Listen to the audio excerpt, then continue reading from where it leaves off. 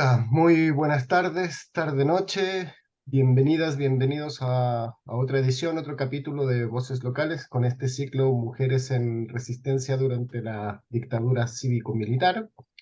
En esta ocasión tenemos a Holanda Vidal como invitada, pero antes de presentarla a ella y contarles un poco quién es, quiero tomarme la atribución, y espero ustedes estén de acuerdo en que le dediquemos este capítulo a Jorge Salvo, víctima de la represión durante el gobierno de Piñera, que nos ha dejado estos últimos días y se convierte en la cuarta persona víctima de trauma ocular durante la represión que nos deja. Por lo tanto, creo que es muy importante que le rindamos también un pequeño homenaje a él, dedicándole este capítulo de hoy día, y que también nos sirva para un poco, a propósito de este ciclo de mujeres en resistencia durante la dictadura, que veamos un poco cuáles son los rezagos que la dictadura ha dejado en nuestra sociedad y que se manifiestan en Jorge y en muchos más, muchas y muchos más. Gracias, Holanda, por estar acá con nosotros. Eres profesora normalista, jubilada, trabajaste 46 años en Paine, madre de 3 hijos y abuela de 7 nietos. Eres esposa de Cristian Víctor Cartagena Pérez, detenido desaparecido el 18 de septiembre de 1973 en Paine. Y bueno, estaremos hablando de él. Eres secretaria política del Partido Comunista en Paine, dirigente de la CUT Provincial Maipo como segunda consejera. Y también fuiste recién electa secretaria de tu Junta de Vecinos. Por lo tanto, podemos ver que tienes mucha vinculación social, política con tu comunidad, lo que es muy bueno. Y bueno, eres integrante activa de la agrupación de familiares de detenidos desaparecidos de Paine, encargada regional de derechos humanos del Distrito 14, el distrito donde también vivimos nosotros. Mm. Bueno, te consideras alegre, amante de las plantas, de los gatos, el arte de cocinar también te gusta mucho, practicas gimnasia y escribes. Eres una persona bastante activa y muy alegre. Eso lo pudimos notar en el conocimiento previo antes de encontrarnos hoy día. Así que te doy la bienvenida, te doy las gracias por compartir este tiempo con nosotros, sobre todo porque estamos justamente en un ciclo que quiere hablar de memoria, que quiere reivindicar lo que fue la lucha por una sociedad más justa, más igualitaria, más equitativa, y para que la memoria prevalezca y que los horrores cometidos durante 17 años y posterior también no se vuelvan a repetir, que los tengamos presentes. Por lo que quiero partir preguntándote qué significado tiene para ti conmemorar 50 años del golpe de Estado y lo que eso desencadenó posteriormente. ¿Se escucha bien? Sí, Ya. bastante bien. Bueno, primero que nada quiero agradecer a la radio, agradecerle a ustedes esta oportunidad de poder estar y estar en esta conversación tan importante para mí y para mi familia. Eh, Sabes que cuando yo pienso en los 50 años que están próximos a cumplir, al tiro me salta la duda, ¿qué va a pasar cuando se cumplan 51, cuando se sigan cumpliendo años? Y creo que se conjugan como varias cosas en el sentido de que uno, como partimos todas en esta búsqueda tan jóvenes, eh, tan desesperada por la situación ocurrida, por el genocidio que fue en Paine, de las 70 víctimas que tuvo la dictadura. eh, Fue un periodo muy difícil, terriblemente difícil. Cuando uno empieza a pensar hacia atrás, al tiro piensa, ¿cómo fui capaz? ¿Cómo fui capaz? O sea, yo hago el siguiente ejemplo siempre. Holanda Vidal Caballero, caballero por mi madre, eh, nació un 3 de marzo del 44 hasta 1973. De ahí fue otra Holanda Vidal. Partió otra mujer, otra persona, porque indudablemente que si yo hago ese análisis, eso me trae inmediatamente esto que va a ocurrir de los 50 años, que son muchos, ha pasado mucha agua bajo el puente.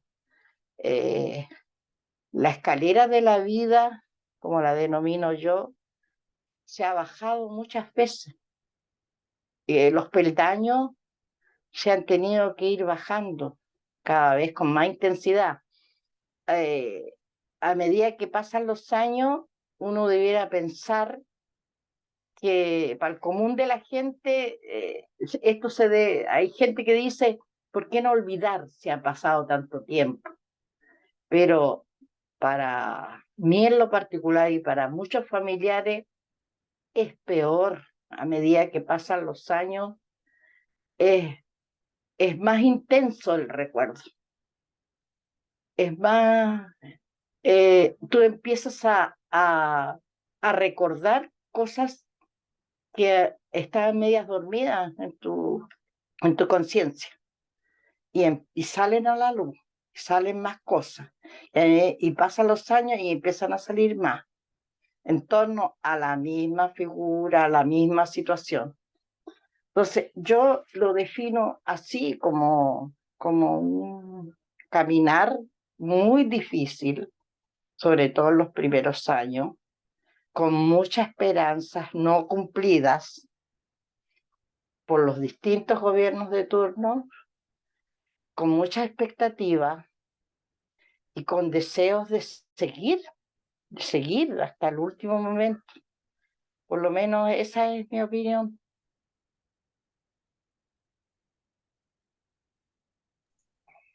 Holanda, pucha, en general, las compañeras que hemos tenido acá en el programa, nos han transmitido eso, de que mucha gente quiere dar vuelta a la hoja, pero aún hay familias que aún buscan a sus hermanos, sus hermanas, sus hijos, sus hijas. Entonces, ¿cómo dar vuelta a la página si todavía hay dolor, hay sangre, no hay reencuentro? Eh, Paine fue una de las localidades más afectadas por el genocidio del dictador, donde asesinaron a muchos campesinos nacidos con la reforma agraria. Entonces, esto deja una reguera de sangre y dolor dentro de la comunidad. Eh, Frente a esto, ¿qué papel jugaste tú, Holanda, durante esos años? Bueno, yo viví muy de cerca la reforma agraria. Piensa tú que empecé a trabajar como profesora normalista en Paine el año 1965. Felizmente a mí la memoria, oye, no me falla para nada. Empecé un 28 de marzo de 1965 en lo que era la escuela 16 de niñas, porque antes existía en Paine la 16 de niñas en una jornada y la 17 de hombres en la jornada alterna. No había jornada completa. Y claro, me tocó conocer muy de cerca lo que es las escuelas unificadas. ¿Mm? Eso maravilloso que pudo haber sido la educación y que lo truncó el golpe militar, ¿m? Entre tantas atrocidades. Y claro, con muchas expectativas cuando nos tocó con mi compañero Cristian ir a trabajar a la localidad de Chada. Chada era una localidad pequeñita en Paine, totalmente rural, donde había solamente una locomoción diaria hacia Paine.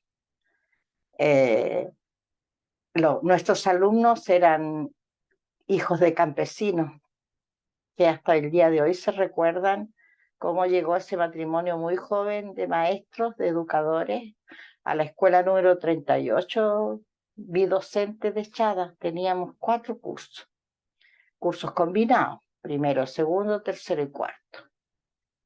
Y claro, tuvimos muy poco tiempo, porque piensa tú, llegamos en esa fecha y ya en septiembre del 73 mi marido ya desaparece, es asesinado y hecho desaparecer.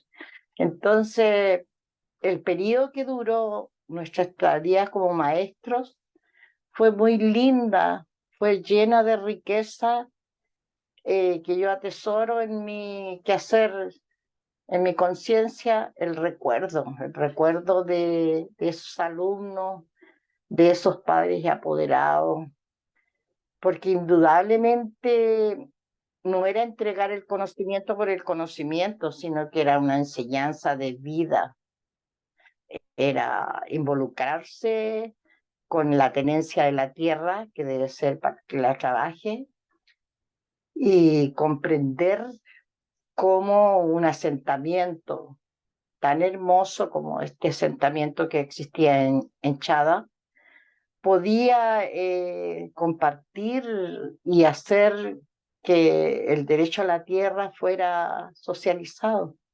Entonces fue una experiencia, les vuelvo a contar, a decir, eh, muy maravillosa.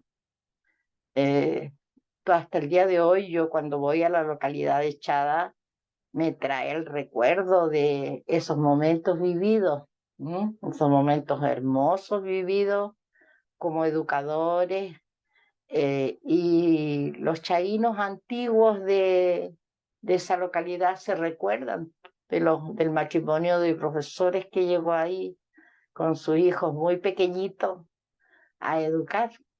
¿M? Eso. Eh, Disculpa, Holanda, claro, esos asentamientos que generaron tanta riqueza cultural, que ustedes mismos levantaron, también fueron productos de represalia y fueron reprimidos durante la dictadura. Eh, ¿Cómo vieron eso? ¿Cómo cuando llegó, por ejemplo, el golpe y se centraron de inmediato en Chada, en varios asentamientos más que pertenecían a la localidad de Paine, Hospital, Huelquén, Culitrín y muchos otros? Entonces, igual debe haber sido eh, un temor, una situación igual preocupante. Sí, pues fue bien, buen tremendo, porque existían muchos asentamientos, como el de Huiticalán hacia el sector de Aculeo, como 24 de Abril, Nuevo Sendero, Escorial. Existían una cantidad de asentamientos y indudablemente que la represión fue grande, fue grande, porque el 24 de abril se llama Callejón de las Viudas, porque justamente se llevaron a todos los hombres que estaban en ese momento cuando los fueron a allanar y los fueron a detener.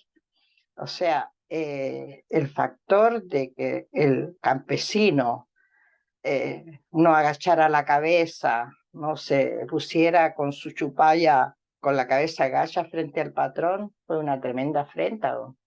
Entonces, indudablemente que los poderosos, los patrones, querían sumisos y no cultos, no querían que la cultura llegara a la clase trabajadora. Mientras más ignorante es el pueblo, más se le puede pisotear. Entonces era peligroso, ¿no? Peligroso que eh, esta reforma agraria permitiera a personas semianalfabetas se pudieran juntar, socializar sus temas, organizarse como se organizaron. Era peligroso para el patrón. Entonces, eh, claro, se venía fuerte la represalia y fue así. Cuando detuvieron a mi compañero el 18 de septiembre del 73, detuvieron a toda la directiva del asentamiento de Chada. estas personas que estaban en el asentamiento, nosotros las conocíamos, compartíamos con ellos, estábamos en sus reuniones, era gente campesina, sencilla, humilde, que todavía viven como el caso de un Ruperto Toledo, todavía viven en Chada, que es una tremenda persona, don Rupe, como le decimos, que aprovecho de recordarlo con mucho cariño, porque es un tremendo hombre que ha formado una maravillosa familia y que sigue cultivando su tierra, porque el que es verdadero campesino ama la tierra que le da sustento, y esa tierra sin pesticida, sin plaguicida, la tierra noble, la tierra noble. Así que fue tremendo y muy, muy, muy represivo.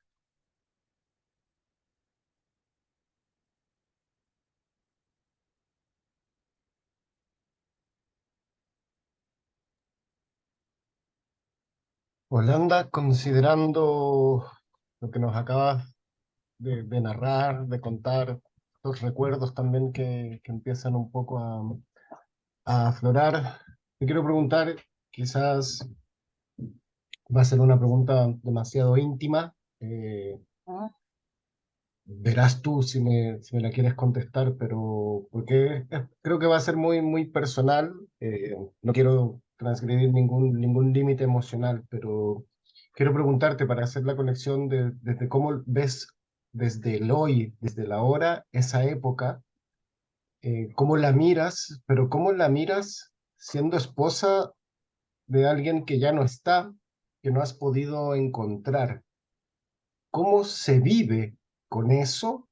eh, Veo, porque estás acá presente, que se puede vivir con eso, pero ¿eso es vida, no es vida? ¿Cómo lo ves ahora que son 50 años y que, como tú bien decías, van a ser 51, 52, y esa persona todavía no aparece, no logra aparecer? Los que podrían decirte dónde está, no han hablado, los que podrían ayudar no quieren ayudar. ¿Cómo sobrevives con eso, con todo eso? ¿Cómo lo sobrellevas ahora a estos 50 años? Porque estamos hablando de que tu esposo fue detenido y desapareció a una semana del golpe de Estado, o sea, en una de las épocas más cruentas de donde se Bien, desataron prácticamente. sí. Eh, bueno, en realidad no sé cómo se vive. Yo creo que he descendido tantas veces la escalera eh, durante todos estos largos años con 5 intentos de suicidio. Eh, no sé, realmente yo creo que eh, tal vez la fuerza de la convicción de que me han dado mi familia, especialmente mis hijos, mis 7 nietos, que todos saben lo que le sucedió a su abuelo Cristian, porque a medida que fueron creciendo yo les fui relatando los hechos. Eh, pero sabes que los primeros años, los primeros post dictadura, fueron muy difíciles, porque piensa tú que nosotros quedamos mujeres mayoritariamente solas, muy jóvenes todas. Incluso cuando nos organizamos para estar en el Comité Pro Paz, al alero de la Vicaría, las señoras ni siquiera sabían dónde quedaba Santiago. Tú dices, pero ¿cómo si está tan cerca ahora? Pero en ese minuto era muy lejos.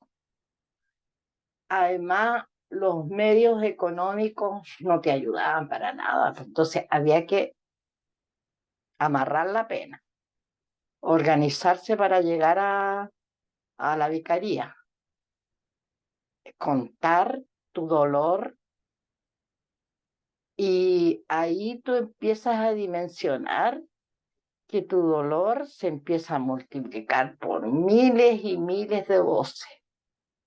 y tú empiezas a dimensionar y dices, en realidad esto fue un genocidio. Porque claro, te empiezan a quedar en todo esto eh, las situaciones vividas por otras mujeres. O sea, yo no me puedo olvidar, por ejemplo, por decir el caso de aquella mujer que ella le puso el nombre a su nieta porque su hija estaba embarazada cuando la detuvieron y la hicieron desaparecer. Entonces, cuando ella habla de la nieta que nunca conoció, la nombra Daniela. Entonces, tú empiezas a ver que tu dolor es tu dolor, pero es así de chiquitito, comparado con los dolores de esa mujer que no solo fue su compañero, sino que sus 5 hijos, su hermano, su padre. O sea, se empieza a multiplicar el dolor. Y, y a medida que fueron transcurriendo los años en Paine, Paine, piensa tú, para el 73, de habitantes tiene que haber ido como unos 13.000 habitantes, pequeños, nos conocíamos todos. Ha crecido, pero no así en una cantidad demasiado, pero ha crecido. Pero a medida que pasaron los años, tú te fuiste quedando en Paine y viendo al carnicero que asesinó a tu compañero, viendo al que delató, viendo al que sigue negando que esto fue real. Entonces, es difícil, es difícil. ¿Y qué haces tú frente a todo eso? O te quedas sumergida en ese hoyo o sales de eso y empiezas a gritar. Y es lo que en mi caso yo he hecho durante todos estos años. A gritar, a gritar, a gritar y a gritar. Y no voy a dejar de gritar hasta que partan, que yo espero que me quede harto todavía, que tengo harto que hacer, harto todavía. Primero verlos en la cárcel, verlos que cumplan condena, aunque sean condenas irrisorias las que van a cumplir. Pero verlos encarcelados, ver esa parte esquiva de la justicia, que ha sido muy esquiva, en todos los casos de violación a derechos humanos. Y, y lograr un poco, lograr juntar este puzzle, porque no tiene la figura, tú sabes que la figura del detenido desaparecido es un puzzle incompleto, porque fíjate que yo esperaba a mi esposo hasta que apareció Pisagua, lo esperaba que estaba vivo. Imagínate la cantidad de años que yo pensé que mi compañero estaba vivo. ¿Y yo qué hacía? Todos los 24 de diciembre ponía el puesto de él a la cabecera, convencía a mis hijos que el papá iba a llegar para esa Pascua. Y no llegaba. Y no llegaba. Y pasaba la otra Pascua y apareció lo de Pisagua. Y recién yo comencé en el proceso de que ya no iba a llegar para ninguna Pascua. Se hizo un poco realidad ese miedo y esa desesperanza también. Sí. Holanda, Entonces ha sido muy difícil, muy difícil. vamos a hacer un pequeño alto para que respiremos todos un poco porque es doloroso lo que nos cuentas, pero también estamos acá para que puedas quizás no gritar en esta instancia, pero sí hablar y contarnos. Y justamente porque seguimos buscando justicia y seguimos luchando en contra del negacionismo. Así que volveremos en unos segundos, 1 minuto, 2 minutos máximo, a seguir conversando porque todavía nos queda harto por hablar.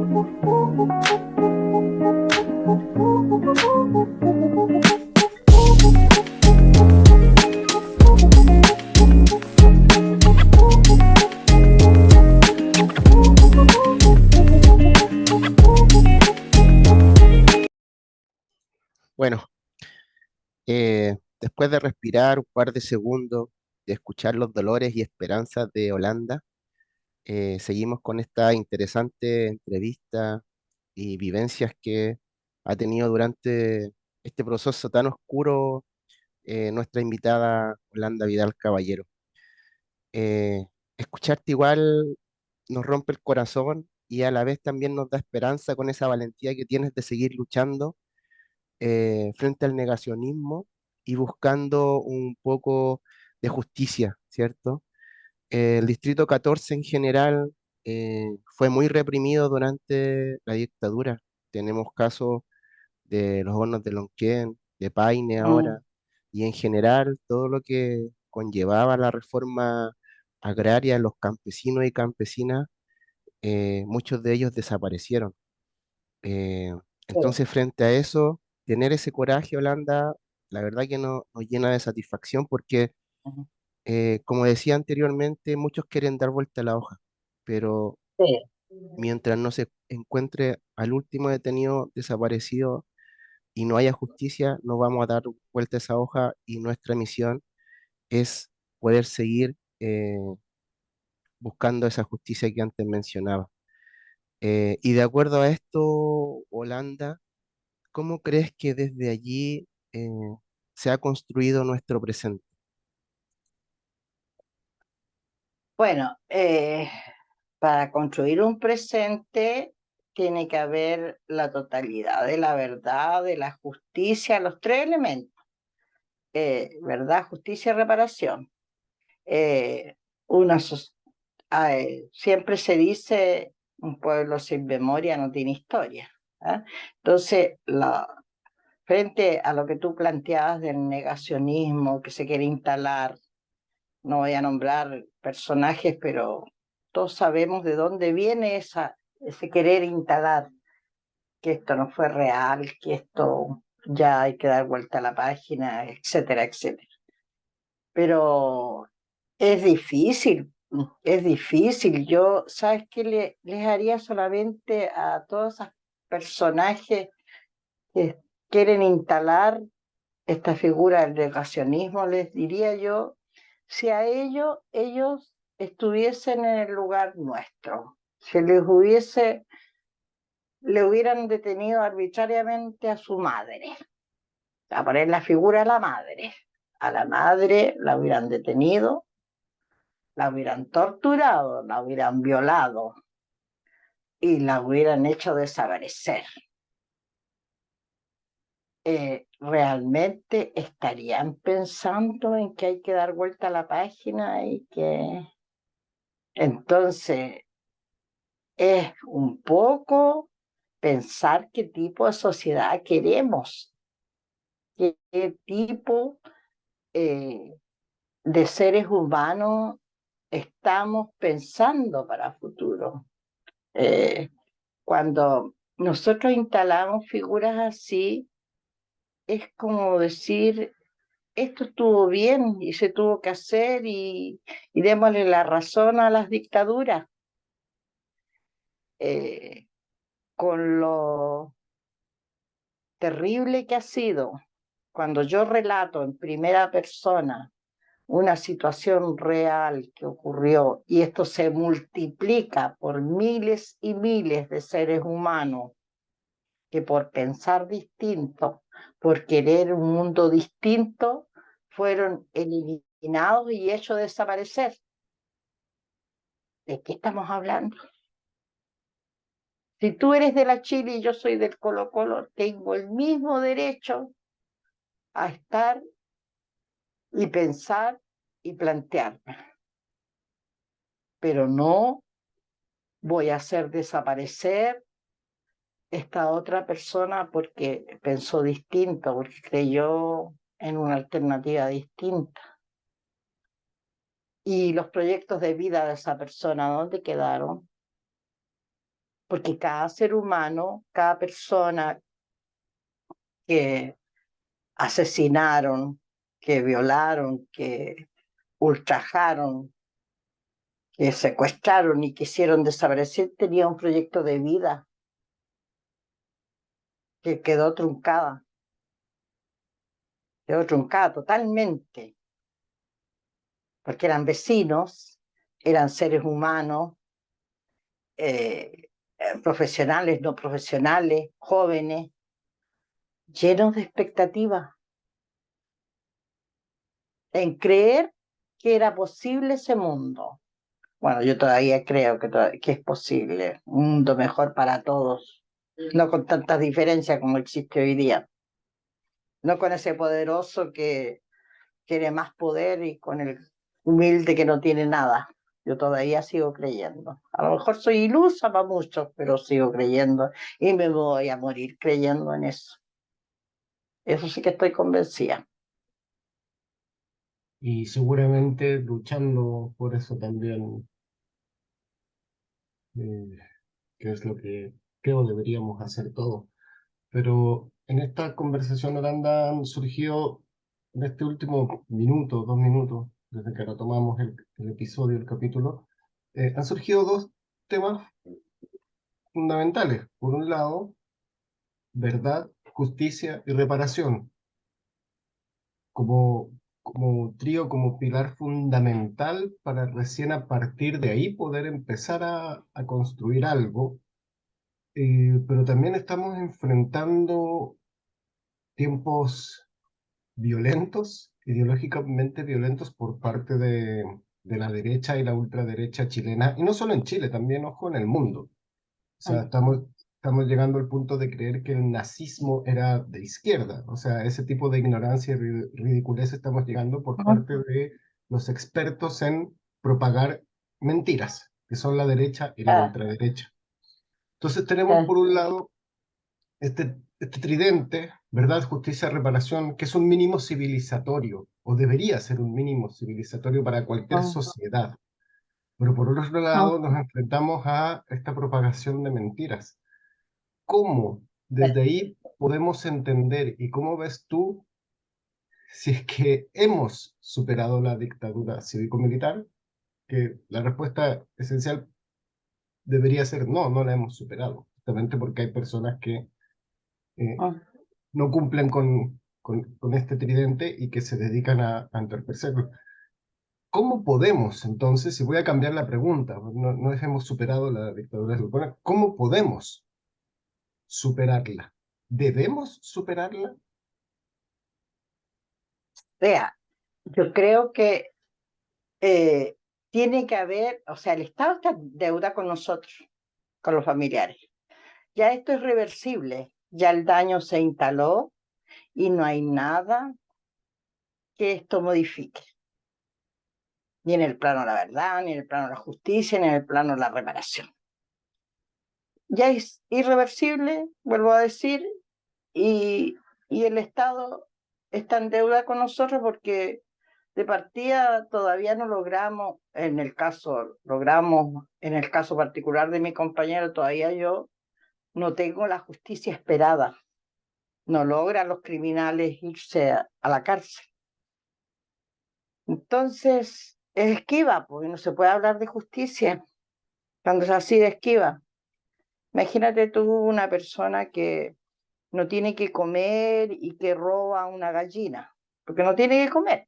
O la gallina va a hacerle una cazuelita, ¿no es cierto? Y ese pobre hombre o mujer se va a la cárcel y si no tiene un abogado que lo defienda, un juicio, se seca en la cárcel. Ahora, estos genocidios,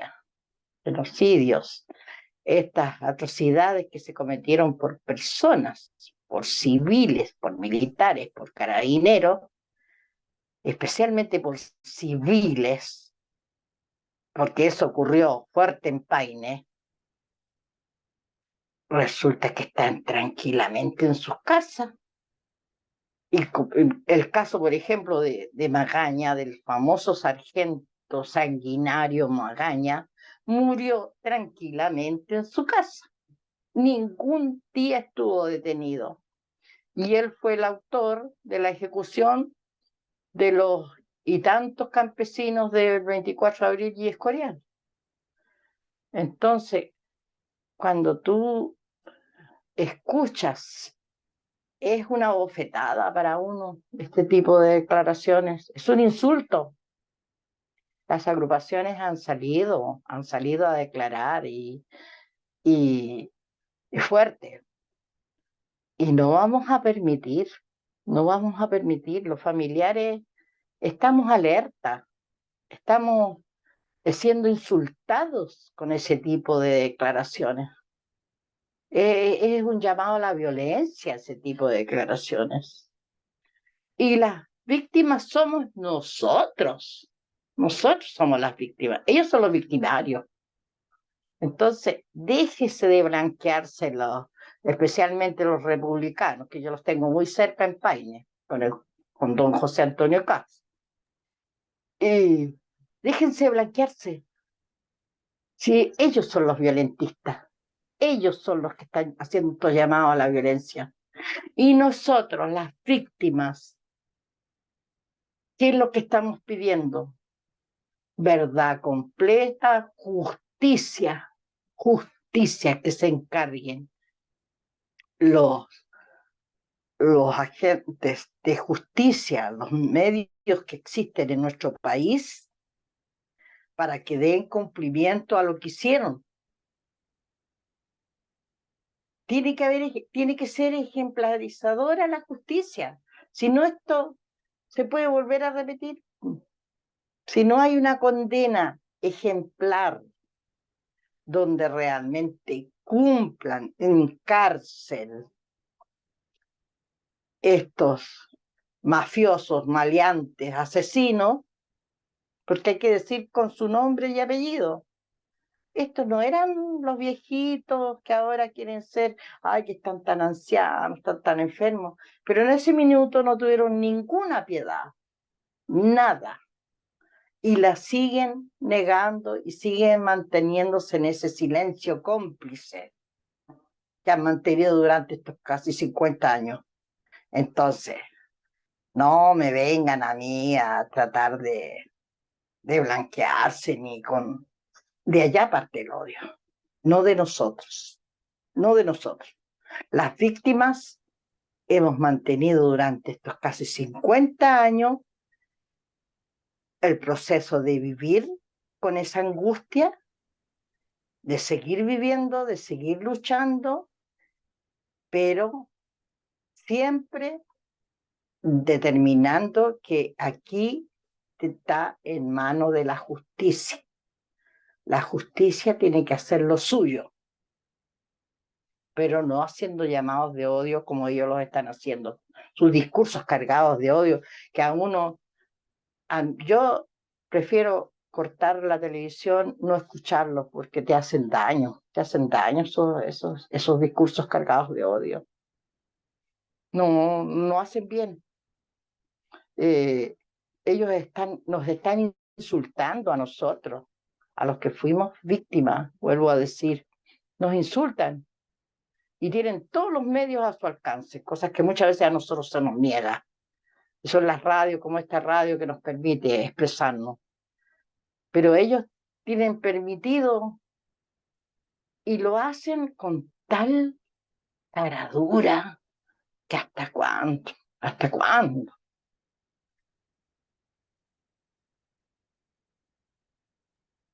Sí, la verdad que es lamentable, es súper lamentable. eh, Ellos tienen el poder, tienen los medios como para poder seguir sentado ahí mirando a la gente, al pueblo, con ese negacionismo que tienen. eh, y la verdad que es lamentable. Sin duda creemos que también el Estado está en deuda, como tú bien lo dices, Holanda. Pero desde esa escalera que nos contabas tú de la vida, eh, donde escuchas los dolores y esperanza también, ¿cómo ves lo que viene? El año 51 del golpe militar, cívico-militar, el año 52, 53, y de aquí para adelante. ¿Cómo crees tú que se viene la proyección en este ámbito?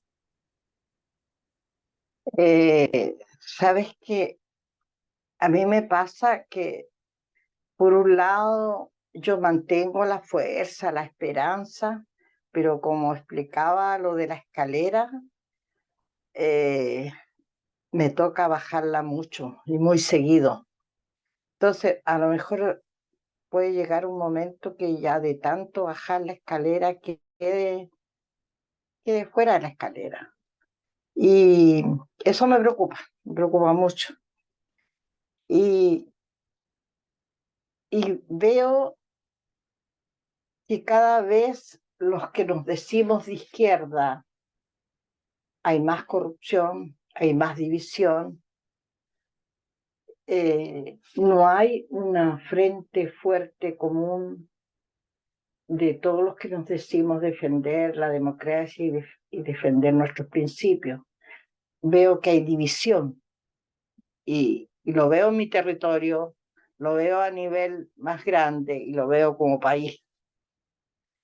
Entonces es preocupante, yo me preocupo, pero creo, fíjate, y mantengo la esperanza que a lo mejor no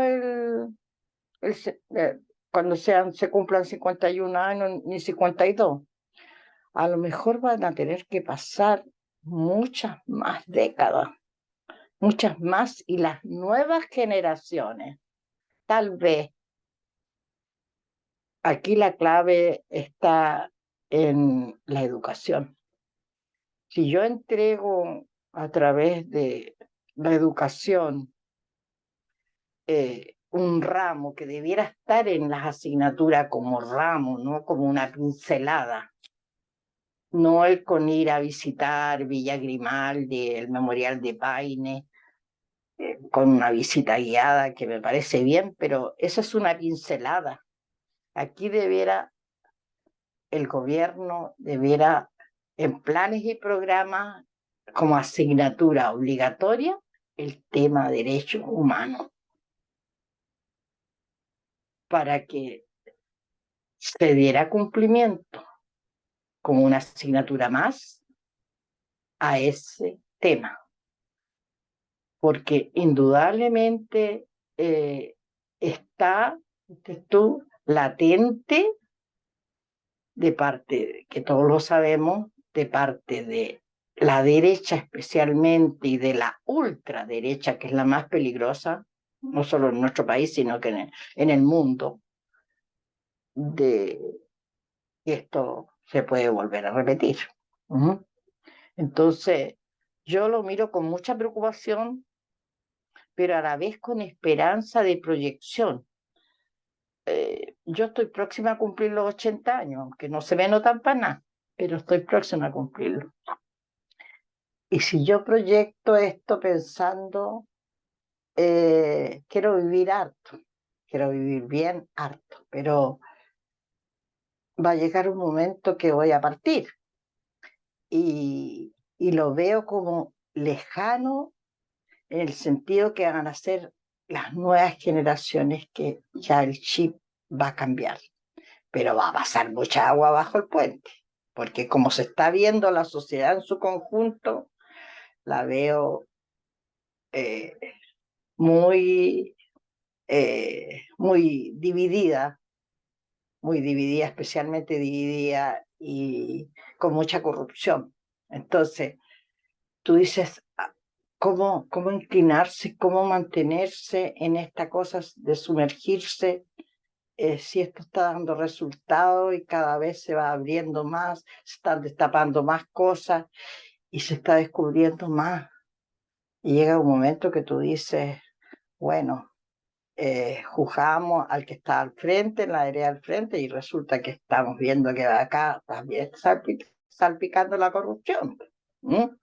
Entonces, eso es como una tremenda preocupación para mí, pero sí con esperanza. Todavía mantengo la esperanza, yo no la he perdido y no la quiero perder.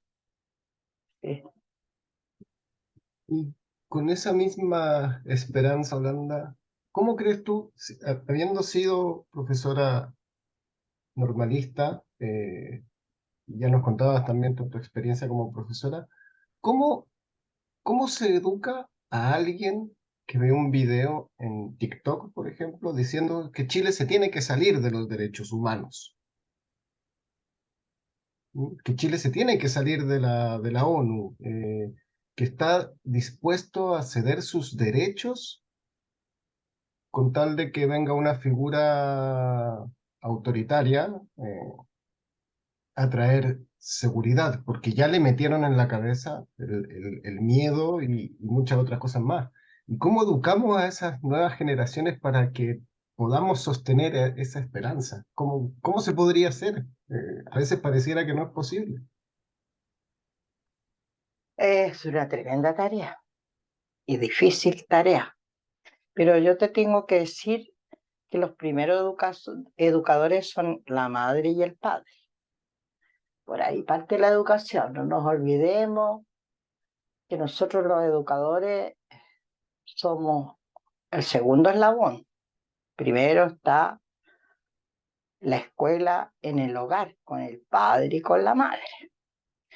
Entonces, si yo logro entregarle, fíjate que a mí me pasó una experiencia muy linda el día de ayer. Yo fui a un acto de los ex torturados de Paine, que fue maravilloso, en el Centro Cultural de Paine, que fue una tremenda bofetada para la derecha, porque que haya sido en ese lugar con una cantidad impresionante de gente painina, fue maravilloso. Y llega, yo con las fotos de mi compañero, que voy a todos los actos de derechos humanos con las fotos de mi compañero en el pecho, y viene un niño con su papá, de 7 años el chico, y me mira y me dice, ¿le puedo preguntar algo? Sí, le dije, pregúntame. ¿Usted por qué lleva esa foto en el pecho? ¿Por qué tiene esa foto en el pecho? Y yo le explico al niño. Le digo que es mi esposo, que era profesor, que lo asesinaron al golpe militar. Y le empiezo a explicar en el lenguaje de niño de 7 años. ¿Y sabes tú que el niño me escuchaba? Y yo miraba al padre, ¿eh? Y miraba al niño. Entonces ya escuchó todo mi relato, quedó tranquilo. Y yo le dije al padre joven, le dije, oye, tu hijo tiene 7 años. Sí, tiene 7 años. ¿Y cómo? Me dijo, es que mi hijo dijo, nosotros en el hogar hemos conversado. Entonces, claro, la escuela del niño que empezó a hablar y empezó a estar con su madre, con su padre, los temas estos empezaron a ser conversados en el hogar. Por eso el niño ya con 7 años es capaz de preguntarle a una señora que está con una foto de una persona quién es, qué pasó. ¿Ah? Entonces, por eso te digo que aquí la clave está en la educación, pero partiendo del hogar principalmente. Porque tú en la escuela, liceo, en el establecimiento, en la comunidad educativa, como hablo yo más que de escuela y liceo, que a mí son comunidades educativas, eh, refuerza, refuerza la honradez, refuerza la solidaridad, refuerza la puntualidad, refuerzas. Pero eso tiene que traerlo del hogar. Pero tú, eso no viene una receta. No, tú es, si yo soy un egoísta que me importa si mi vecino se le quemó la casa y total no me pasó nada a mí y yo no hago nada, son, esos son, se demuestra con la vida que yo tengo, con la vida que yo estoy entregándole a los hijos, a las hijas. Si yo digo que soy sincero, que soy honesto, no hago eso arrendando mi casa a los extranjeros en una cantidad espantosa, con una pieza y con un baño como para 15 personas. Entonces, ¿qué le estoy entregando yo en valores a mi hija, a mi hijo? ¿Ah? Entonces, por ahí habría que partir. Habría que partir por ahí. Tú dirás, no hay escuelas para padres ni escuelas para madres. Tú cometes errores, como todo el mundo los comete, pero tú eres una persona, primero que nada, que tienes la obligación y la responsabilidad de querer una sociedad más justa o quieres una sociedad injusta, una sociedad patriarcal, una sociedad consumidora. ¿Qué quieres? Por ahí iría la pregunta. Sí, interesante reflexión porque eso a mí personalmente me retrotrae, por ejemplo, al rechazo de la nueva constitución. Eh, yo creo que ese individualismo, ese consumismo nos caló hondo con la dictadura. Ellos hicieron un trabajo por largos años Eh, eh, donde cuesta mucho generar ese lazo colectivo que tú dices. eh, Eh, pero es una bonita tarea, es una bonita tarea. hay que hacerlo. Hay que hacerlo, sí. Y tenemos también la fuerza, po, con esta entrevista, con estas historias, con estas memorias. eh, Seguimos en esa tarea. eh, y, y la verdad que como medio de comunicación al despertar, eh, estamos en eso, para que no olvidemos, para que haya verdad, justicia, reparación y no repetición, como bien tú hablabas. Mm. Así que eso, Miguel, Gloria.